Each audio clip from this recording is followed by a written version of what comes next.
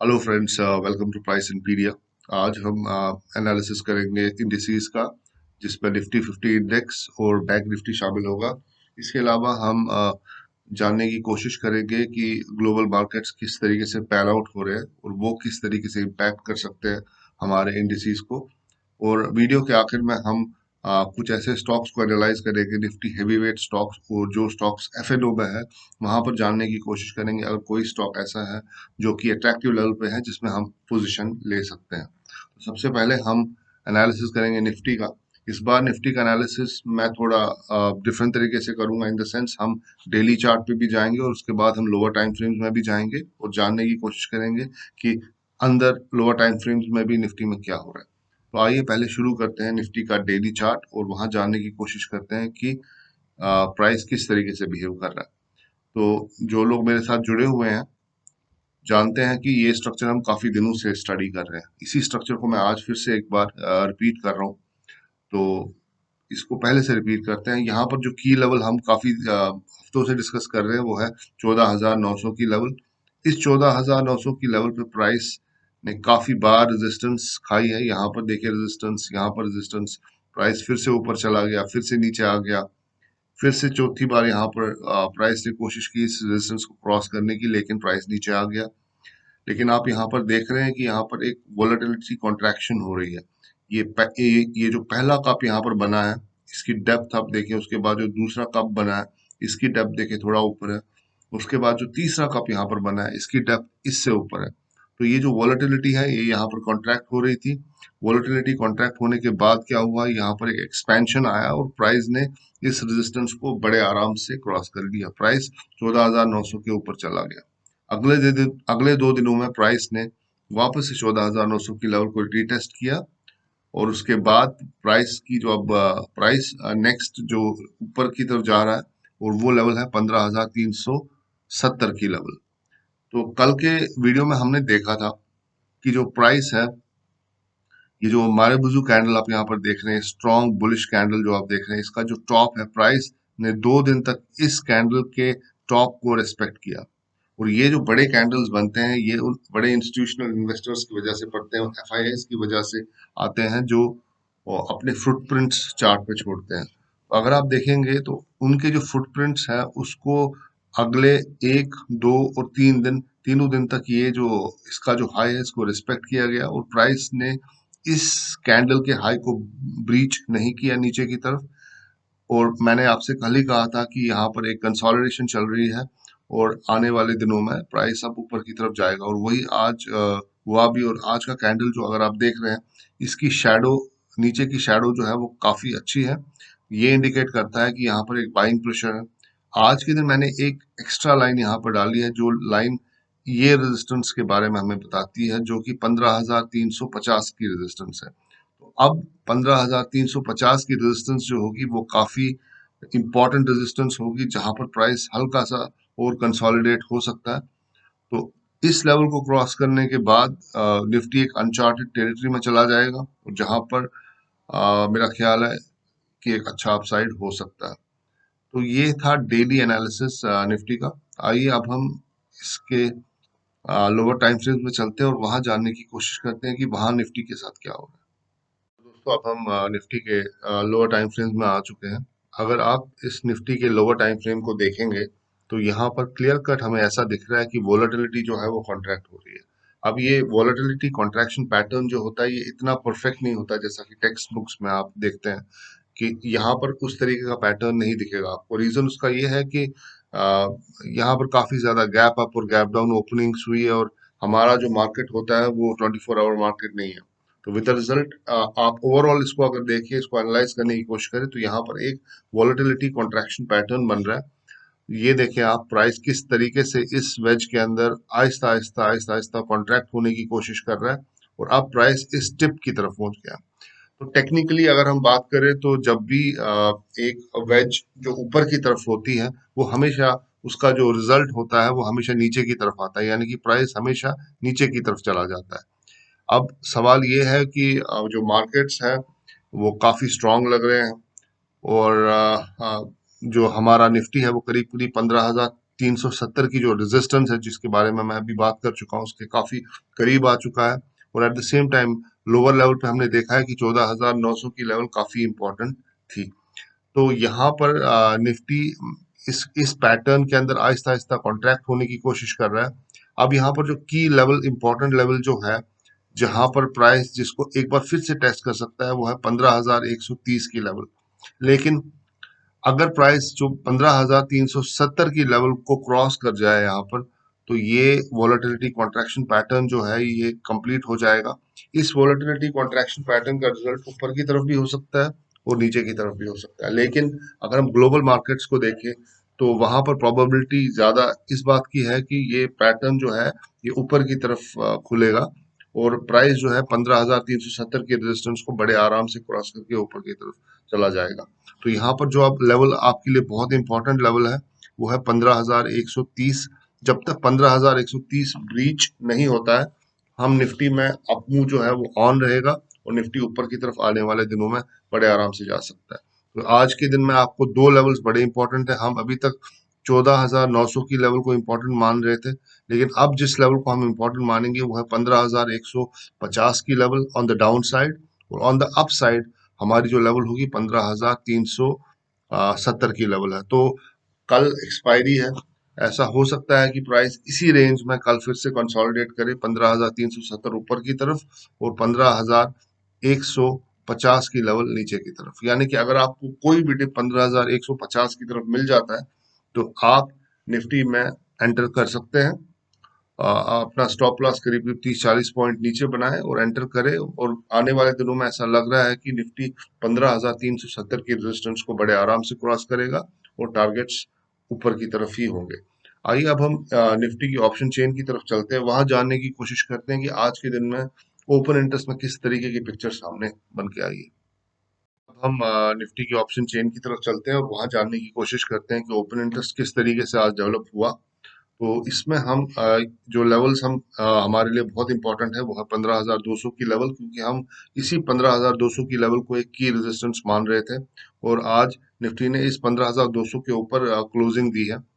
तो ये आप देखिए 15,200, 15,250 और 15,300 इन तीनों लेवल्स पे अगर आप देखें तो अच्छी खासी पुट राइटिंग हो चुकी है। करीब करीब 25-26 हजार कॉन्ट्रैक्ट जो है वो ऐड हुए हैं 15,200 की लेवल पे। 15,250 की लेवल पे करीब करीब 21,000 कॉन्ट्रैक्ट्स जो है पुट शॉर्ट हो चुके हैं, पुट राइटिंग हो चुकी है। एट द सेम टाइम 15,300 पे भी 28,000 कॉन्ट्रैक्ट जो है वहां पर पुट राइटिंग हो चुकी है। तो ओवरऑल बुल्स जो है काफी कॉन्फिडेंट है अब कि आने वाले दिनों में प्राइस और ऊपर जा सकता है। At the same time bears को अगर हम देखें, बियर्स ने आज के दिन क्या किया अगर हम कॉल साइड पे देखें तो कॉल साइड पे जो हाईएस्ट ओपन इंटरेस्ट है वो 15,300 का है। 15,300 का कॉल राइटर जो है वो अभी भी डटा हुआ है, उसे अभी भी लगता है कि वो प्राइस को ऊपर जाने नहीं देगा। यहाँ अभी भी 52,000 कॉन्ट्रैक्ट जो है वो राइट हो चुके हैं। अब अगर हम पुट साइड की तरफ देखें तो यहाँ पर 41,000 कॉन्ट्रैक्ट जो है वो पुट राइटिंग हो चुकी है उनकी। तो यहाँ पर बियर्स जो है करीब करीब 10,000 कॉन्ट्रैक्ट जो है ज्यादा है as compare to put side. At the same time आज के दिन अगर आप देखें तो यहाँ 10,000 की कॉल अनवाइंडिंग हो चुकी है और अगर आप देखें 15,200 पे भी कॉल अनवाइंडिंग हो चुकी है, 15,250 पे भी कॉल अनवाइंडिंग हो चुकी है। यानी कि यहाँ पर जो बियर्स है वो अपनी स्टीम थोड़ा लूज कर रहे हैं। But at the same time 15,300 का जो कॉल राइटर है वो अभी भी स्ट्रांग है। जब तक ये 15,300 का कॉल राइटर बाहर नहीं निकल जाता तब तक आगे का मूव थोड़ा मुश्किल लग रहा है। लेकिन कल एक्सपायरी है, अ, जैसा कि हमने चार्ट पे जाके देखा था कि 15,370 अप साइड पर और 15,150 जो था वो डाउन साइड पे वो लेवल्स निकल के आ रही थी। तो कल का जो ओपन इंटरेस्ट होगा वो काफी क्रिटिकल होगा। कल एक्सपायरी भी है, तो ऐसा लग रहा है कि कल के दिन जो मार्केट होगा वो थोड़ा रेंज बाउंड होगा जिसमें 15,370 ऊपर की तरफ होगा और 15,150 जो होगा वो नीचे की तरफ होगा।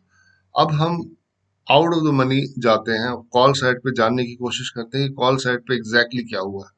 15,350 जो है, 15,350 पे आज सिर्फ 3,500 कॉन्ट्रैक्ट जो है वो की कॉल राइटिंग हुई है। एट द सेम टाइम 15,400 पे 11,000 कॉन्ट्रैक्ट की कॉल राइटिंग हुई है। तो यहाँ पर कुछ खास कॉल राइटिंग नहीं दिख रही है। एट द सेम टाइम आप अगर इन द मनी देखेंगे तो in the money call unwinding काफी ज्यादा हो चुकी है। तो ओवरऑल यहाँ पर जो बियर्स है वो अपनी steam, they are losing their steam, और होपफुली आने वाले दिनों में निफ्टी जो है 15,300 को बड़े आराम से क्रॉस कर सकती है। तो ये था ऑप्शन चेन का एनालिसिस। आइए अब हम ग्लोबल मार्केट्स की तरफ चलते हैं और जानने की कोशिश करते हैं कि डाउ जोन्स में किस तरीके की मूवमेंट हो रही है। आइए अब हम डाउ की तरफ चलते हैं। डाउ जोन्स जो US 30 इंडेक्स है उसको जानने की कोशिश करते हैं वहां पर क्या हो रहा है। US 30 डाउ जोन्स एक ऐसा इंडेक्स है जिसकी मूवमेंट से निफ्टी ऊपर या नीचे जा सकती है। तो जहां तक डाउ का ताल्लुक है, डाउ एक रेंज बाउंड मूव दे रहा है। यहाँ पर अगर आप इसको एनालाइज करें तो डाउ बार बार इन लेवल्स को एज अ सपोर्ट ले रहा है। ये कौन सी लेवल्स है? ये लेवल्स है आपकी 33,600 की लेवल्स है, जहां पर डाउ बार बार सपोर्ट ले रहा है। ये यहाँ पर पहली बार सपोर्ट लिया, दूसरी बार सपोर्ट लिया और तीसरी बार यहाँ पर सपोर्ट लिया। एट द सेम टाइम डाउ को रेजिस्टेंस कहाँ पर मिल रही है? डाउ को रेजिस्टेंस मिल रही है 34,400 की लेवल के आसपास। ये 34,400 की लेवल जो है ये इसको क्रॉस नहीं कर पा रहा है। यहाँ पर अगर आप देखें, डाउ ने इस 34,400 की लेवल को क्रॉस करने की कोशिश की। यहाँ पर अच्छा बुलिश कैंडल मिला, फिर उसके बाद बहुत अच्छा बुलिश कैंडल मिला, लेकिन यहाँ पर एक शूटिंग स्टार कैंडल आ गया जिसकी शेडो आप देख रहे हैं काफी ज्यादा बड़ी थी, और उसके बाद यहाँ पर एक ड्रामेटिक फॉल आया 2 दिन तक।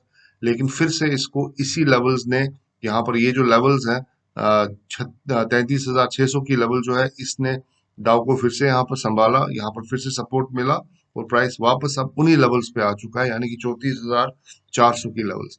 तो अब ये 34,400 की लेवल जो है ये डाउ के लिए बहुत क्रिटिकल है, लेकिन मैं ऐसा मानता हूँ कि ये लेवल होल्ड करनी चाहिए। यहाँ पर डाउ अभी थोड़ा कंसोलिडेशन मोड में जाएगा और यहाँ पर 1 या 2 दिन तक कंसोलिडेट करने के बाद प्राइस जो है वो 34,400 की लेवल को ऊपर की तरफ तोड़ सकता है। तो यहाँ पर डाउ में कंसोलिडेशन चल रही है और वहां पर निफ्टी में मैंने आपको दिखाया था किस तरीके की कंसोलिडेशन पॉसिबल है। वहां पर भी प्राइस एक की रेजिस्टेंस की तरफ आ चुका है। तो दोनों इंडेक्स हमें एक ही तरफ इशारा कर रही है कि दोनों जगह पे कंसोलिडेशन होने के चांसेस है। तो अब कल एक्सपायरी है, तो आप कंसोलिडेशन के ही मूड में रहिएगा। ऐसा लग रहा है कि निफ्टी रेंज बाउंड ही रहेगा, क्योंकि डाउ में कोई ऐसा अ, बड़ा मोमेंटम मुझे अभी फिलहाल आता हुआ नहीं दिख रहा है। तो दोस्तों ये था एनालिसिस डाउ जोन का। आइए अब हम बैंक निफ्टी का एनालिसिस करते हैं, जानने की कोशिश करते हैं कि बैंक निफ्टी में क्या हो रहा है। आइए अब हम बैंक निफ्टी की तरफ चलते हैं और जानने की कोशिश करते हैं कि बैंक निफ्टी में क्या हो रहा है। तो मैं आपको इसका हिस्टोरिकल बैकग्राउंड दे देता हूँ जो पिछले 1 डेढ़ महीने से हो रहा है, ताकि जो लोग हमारे साथ नए जुड़े हैं उनको इस बात का अंदाजा हो कि बैंक निफ्टी किस तरीके से काम कर रहा है। तो बैंक निफ्टी में जो इम्पोर्टेंट रेजिस्टेंस थी वो थी 32,400, 450 की लेवल। यहाँ पर आप देखिए 32,450 पे किस तरीके की रेजिस्टेंस मिली और प्राइस नीचे आ गया। फिर यहाँ पर एक बॉटम बनाया। ये बॉटम और ये बॉटम अगर आप देखें तो ये हायर हाई बॉटम है। ये वाला बॉटम इस बॉटम से थोड़ा ऊपर था और यहाँ से ये एक जबरदस्त रिकवरी मिली और प्राइस ने एक हाई यहाँ पर बना लिया। उसके बाद प्राइस एक एक वोलेटिलिटी कॉन्ट्रैक्शन पैटर्न में चला गया, एक वेज पैटर्न में चला गया, और ऐसा लग रहा था कि अब बैंक निफ्टी ऊपर की तरफ वापस चला जाएगा। लेकिन यहाँ पर टेक्निकल एनालिसिस को भी बैंक निफ्टी ने पीछे छोड़ दिया और प्राइस ऊपर की तरफ जाने के बजाय नीचे की तरफ ब्रेकआउट हो गया इसका। तो वो ब्रेकआउट क्यों हुआ? क्योंकि उस दिन वो कोरोना के केसेस आ गए थे, जिसकी वजह से बैंक निफ्टी नीचे चला गया और दिन के लोज पे क्लोज हो गया। लेकिन फिर बाद में आने वाले दिनों में यहाँ एक जबरदस्त बेस बनी। बेस बनने के बाद बैंक निफ्टी ने वापस 34,100 की लेवल को चैलेंज किया। 34,100 की लेवल पे बैंक निफ्टी क्रॉस नहीं कर पाया और तो प्राइस केम क्रैशिंग डाउन। यहाँ पर आ गया प्राइस। अगले दिन यहाँ पर, सॉरी नॉट अगले दिन बल्कि आने वाले दिनों में यहाँ पर एक और डबल बॉटम बना।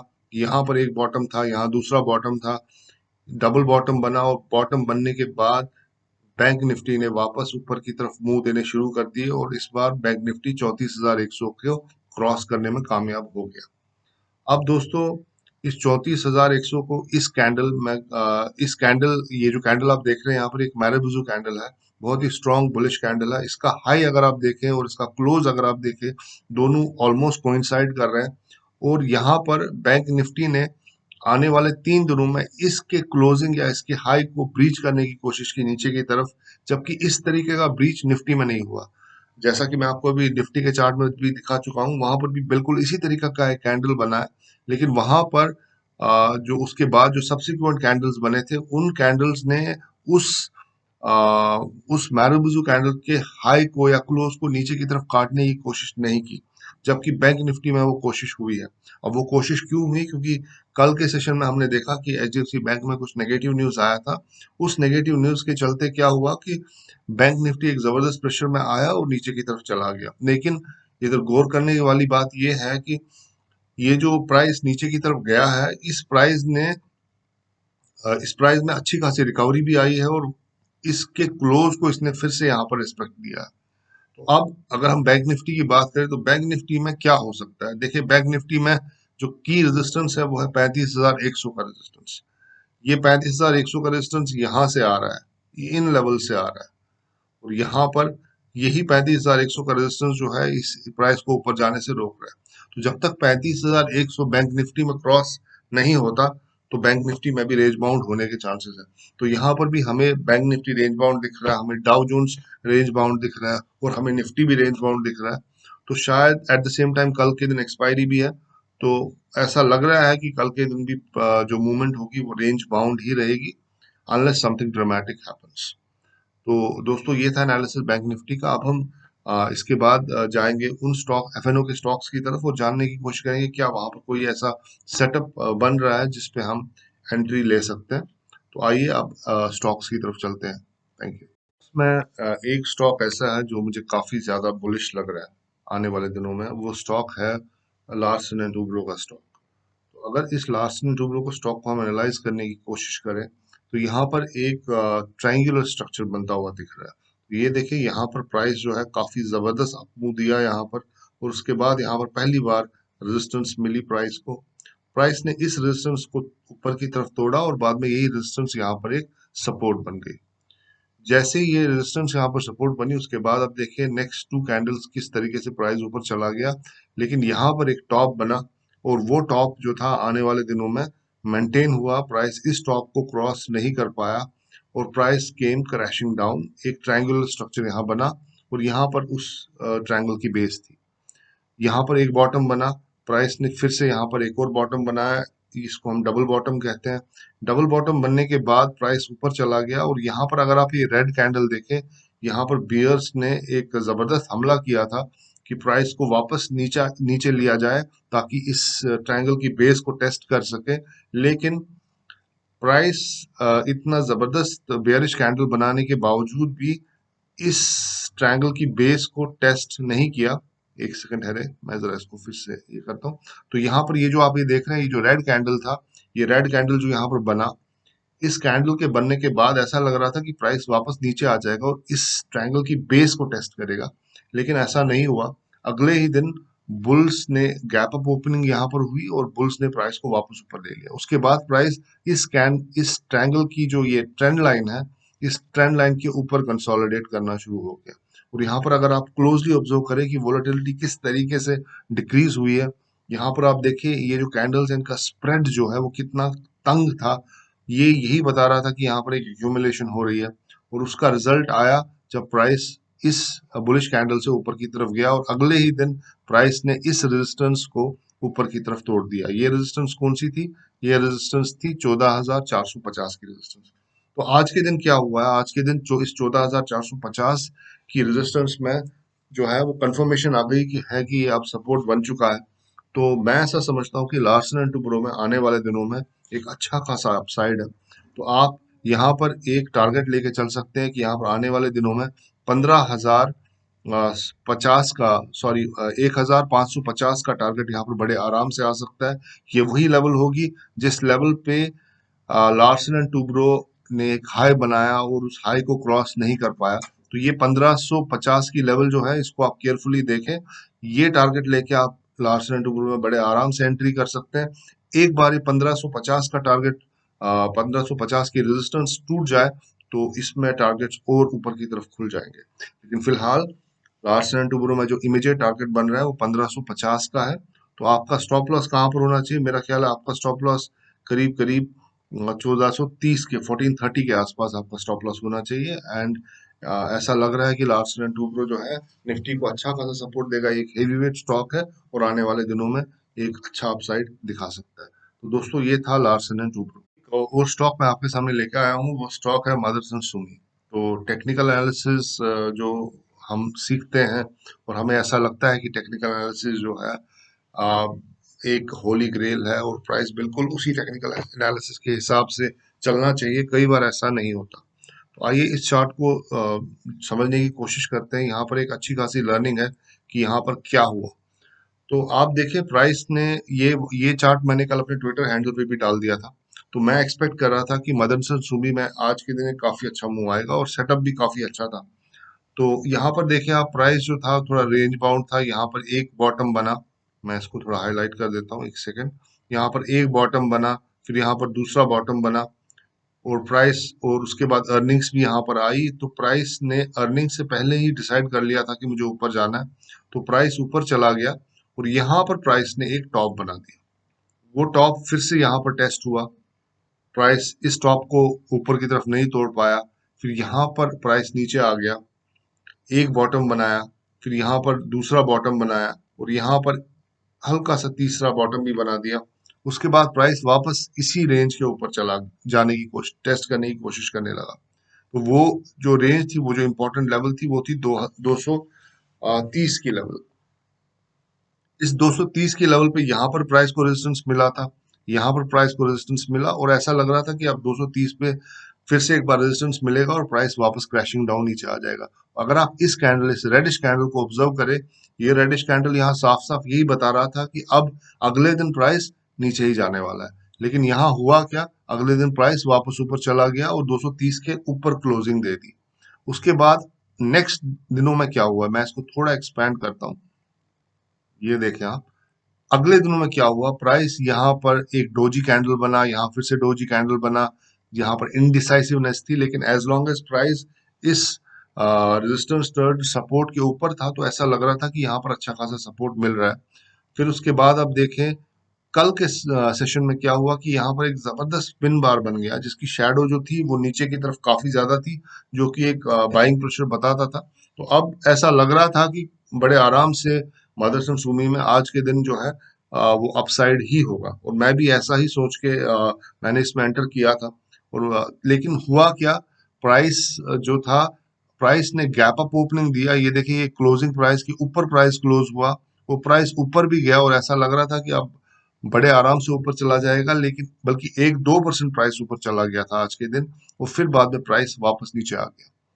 तो यहाँ पर आप देखिए ये स्ट्रक्चर फेल होता हुआ दिख रहा है, लेकिन जब तक ये इस लेवल को 230 की लेवल को नीचे की तरफ नहीं तोड़ता, तब तक हम ये मान के चल सकते हैं कि मदरसन सुमी में एक अपसाइड है। जैसा कि हम लोग जानते हैं कि अगर हम सेक्टोरियल एनालिसिस करें तो पैसा जो है अभी तक मेटल सेक्टर में था। अब जो स्मार्ट मनी है वो मेटल सेक्टर से ऑटो सेक्टर के अंदर जा चुका है और ऑटो सेक्टर के स्टॉक्स जो है वो काफी ज्यादा बुलिश लग रहे हैं, बल्कि बैंक्स भी काफी ज्यादा बुलिश लग रहे हैं। तो smart money has moved from metals to what you call auto and banks. तो आने वाले दिनों में मुझे ऐसा लग रहा है कि शायद मदरसन सुमी में ये सपोर्ट होल्ड कर जाएगा और कल के दिन प्राइस फिर से गैप अप ओपन होके वापस ऊपर की तरफ जाएगा।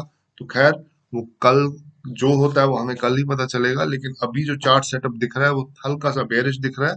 लेट्स होप कि ये 230 की लेवल जो है ये होल्ड कर जाएगी यहाँ पर और प्राइस वापस इस रेजिस्टेंस को के ऊपर खुलेगा और once the price opens about this resistance, I am sure that Motherson Sumi में 15 से 16% का अपसाइड बड़े आराम से देखा जा सकता है। तो दोस्तों ये था मेरा एनालिसिस निफ्टी, बैंक निफ्टी का। और हमने डाउ जोन्स को भी एनालाइज किया, ऑप्शन चेन एनालाइज की और हमने दो स्टॉक्स देखे। इनमें जो लार्सन एंड टूब्रो का स्टॉक था वो काफी बुलिश स्टॉक मुझे दिख रहा है, काफी अच्छा स्टॉक दिख रहा है, उसमें आप एंटर कर सकते हैं। एट द सेम टाइम मैंने आपके सामने मदरसन सुमी का स्टॉक भी रखा जिसमें एक की लर्निंग ये थी कि रेजिस्टेंस सपोर्ट बनने के बावजूद, एक पिन बार बनने के बावजूद प्राइस जो है वो क्रैशिंग डाउन नीचे आ सकता है और पैटर्न्स फेल हो सकते हैं। कोई भी पैटर्न 100% सक्सेसफुल नहीं होता। अगर कोई भी पैटर्न में 100% सक्सेस होती तो स्टॉक मार्केट में पैसा कमाना बहुत आसान हो जाता, लेकिन ऐसा नहीं है। Stock market is a very challenging space to operate, और यहाँ पर कोई भी पैटर्न 100% एफिशिएंट नहीं है, 100% सक्सेसफुल नहीं है। तो ये थी हमारी आज की लर्निंग। आई होप आपको ये मेरा वीडियो पसंद आया होगा। अपने कमेंट से जरूर बताइएगा कि आपको कैसा लगा, इसमें कुछ इंप्रूवमेंट का अगर आपको स्कोप लग रहा है या आप चाहते हैं कोई और स्टॉक एनालाइज करूं तो मुझे बताइएगा। बस एक रिक्वेस्ट आपसे ये है कि एक टाइम पे सिर्फ एक ही स्टॉक एनालाइज करने के लिए कहा कीजिए, क्योंकि अगर आप एक से ज्यादा स्टॉक बताएंगे तो उसमें इतने सारे लोग मुझे मैसेज करते हैं, तो वहां पर थोड़ा चैलेंज आ जाता है और मैं रिप्लाई नहीं कर पाता। तो एक स्टॉक, अगर आप कोई भी क्वेरी है एक स्टॉक की, तो वो जरूर बताइए, कमेंट सेक्शन में लिखिए, और मैं कोशिश करूंगा कि मैं आपकी क्वेरी को सॉल्व कर सकूं। So thank you very much, आपने अपना कीमती वक्त दिया। Have a nice time, good day and bye bye.